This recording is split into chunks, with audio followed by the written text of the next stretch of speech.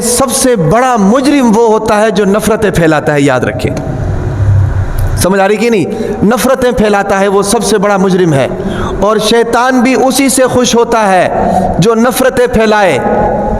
سمجھ آ رہی؟ پچھلے دنوں میں نے بتایا نہیں تھا کہ شیطان کی مجلس لگتی ہے بھائی, اس میں یہ جو شتونگڑے ہوتے ہیں یہ کارگزاریاں سناتے ہیں, کارگزاریاں سناتے ہیں. ایک شتونگڑا آتا ہے, وہ کہتے ہیں کہ جی ایک بندہ نماز پڑھ رہا تھا تو میں نے اس سے نماز سے روک دیا, نماز پڑھنے نہیں دیا. شیطان اس کو تھپکی دے کے کہتا ہے شاباش اچھا کام کیا. دوسرا آتا ہے کہ جناب ایک بچہ پڑھنے جا رہا تھا سپارہ, میں نے اس کو جناب اس کو ایسا ورغلایا کہ وہ سپارہ پڑھنے نہیں گیا, وہ گیموں کے اندر چلا گیا, کرکٹ کھیلنے کے لیے چلا گیا ہے بھائی, یاروں دوستوں کے ساتھ پھرنے چلا گیا, پڑھنے کے لیے نہیں گیا. شیطان کہتا اچھا تو نے بھی اچھا کام کیا.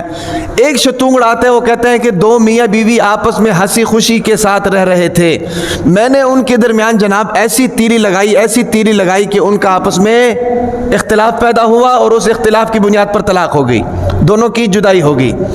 اب جب یہ بات شیطان کو بتایا جاتا ہے نا جی, تو شیطان جناب اپنی جگہ سے کھڑا ہو جاتا ہے, کھڑا ہو کے کہتا ہے کہ کام تو نے کیا ہے, دو محبت کرنے والوں کے درمیان اختلاف کو پیدا کر دیا, دو محبت کرنے والوں کے درمیان نفرت کو پیدا کر دیا ہے بھائی. دو لوگ تھے جن کا آپس میں اتحاد اور اتفاق تھا, تم نے ان کے اندر ایسی پھوٹ ڈال دی کہ ان کا اتحاد بھی نہ رہا, ان کا اتفاق بھی نہ رہا. سمجھ آ رہی کہ نہیں؟ اب دیکھو اس کا کتنا بڑا نقصان ہے, میاں بیوی کے طلاق کا کتنا بڑا نقصان ہے. سب سے بڑا نقصان میاں بیوی کا اپنا ہے بھائی, میاں بیوی کا اپنا ہے.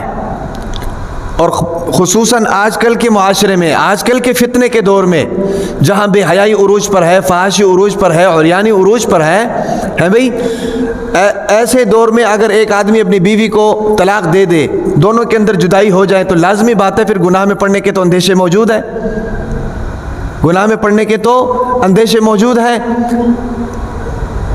تو سب سے پہلا نقصان تو ان کا ہو گیا. اس کے بعد ان کی اولاد کا نقصان, جو بیچاری اولاد ہے وہ تو رل گئے, باپ نیا نکاح کر لے گا اور ماں جو ہے وہ کسی اور کے نکاح میں چلی جائے گی, وہ بیچاری جو اولاد ہے اس کا مستقبل کیا ہے, وہ رل گئے. تیسرا بڑا نقصان کیا ہے؟ تیسرا بڑا نقصان دو رشتہ دار آپس میں ٹوٹ گئے ہیں, دو فیملیز آپس میں ٹوٹ گئی ہیں بھائی, رشتہ داریاں آپس میں ٹوٹ گئی ہیں.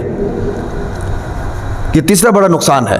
اور چوتھا بڑا نقصان یہ ہے کہ معاشرے کے اوپر اس کے منفی اثرات جا رہے ہیں, معاشرے کے اوپر اس کے منفی اثرات جا رہے ہیں, اور اس کا نقصان جو ہے نسل در نسل چلتا ہے, نسل در نسل. اب ظاہر بات ہے جو اولاد ہے ان کی تربیت صحیح نہیں ہوگی, جب ان کی تربیت صحیح نہیں ہوگی تو معاشرے کے لیے وہ بوجھ بنیں گے, معاشرے کے لیے وہ ناسور بنیں گے. وہ جو عمل ان کے ماں باپ نے دہرایا ہے وہ عمل ان کے دل و دماغ کے اندر سوئی کی طرح جناب کھوب گیا ہے. سمجھ آ رہی کہ نہیں؟ سوئی کی طرح ان کے دماغ میں چبھ گیا ہے. معاشرے کے تانے بھی انہوں نے برداشت کرنے ہیں بھائی. جب معاشرے کی طرف سے تانے ملیں گے تو ادھر اولاد کی طرف سے جو ریئیکشن آئے گا اس کا اندازہ آپ سب کو ہے. ہم لوگ سب معاشرے میں رہتے ہیں, ہمارے فیملیز میں, ہمارے رشتہ داروں میں یہ سارے معاملات ہوتے ہیں. ایسا ہوتا ہے کہ نہیں؟ تو شیطان جو ہے اس شتونگڑے سے بڑا خوش ہوتا ہے اور اس کو اپنی جگہ پر بٹھاتا ہے اور کہتا ہے میرا صحیح جانشین تم ہو, تم نے زبردست کام کیا ہے.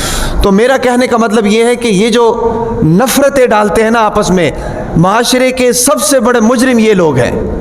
نفرتیں پیدا کرتے ہیں, ایک دوسرے کے لیے جناب تیلیاں لگاتے ہیں, نفرتیں پیدا کرتے ہیں. سمجھ آ رہی کہ نہیں؟